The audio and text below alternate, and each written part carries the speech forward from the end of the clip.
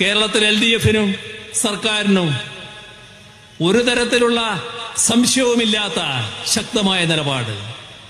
അത് നേരത്തെയുമുണ്ട്, ഇപ്പോഴുമുണ്ട്, നാളെയും ഉണ്ടാകും.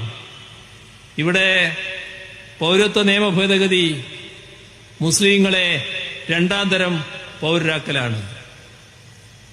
ഹിന്ദു രാഷ്ട്രവാദം, അതാണ് RSSന്റെ സമീപനം.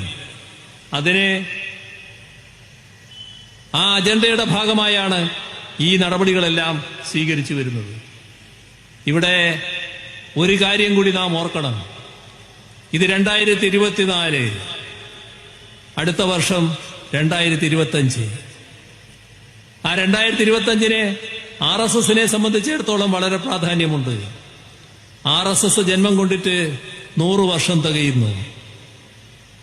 RSS ജനിച്ച് 100 വർഷം തികയുമ്പോൾ തങ്ങളുടെ കടുത്ത വർഗീയ ലക്ഷ്യം നേടിയെടുക്കണം എന്നാണ് അവരുദ്ദേശിക്കുന്നത്. അതിനുള്ള നടപടികളുമായാണ് അവർ നീങ്ങിക്കൊണ്ടിരിക്കുന്നത് എന്നത് നാം കാണേണ്ടതായിട്ടുണ്ട്. ആ അജണ്ടയുടെ ഭാഗമായാണ് ഈ നടപടികൾ എന്നത് നാം കാണണം.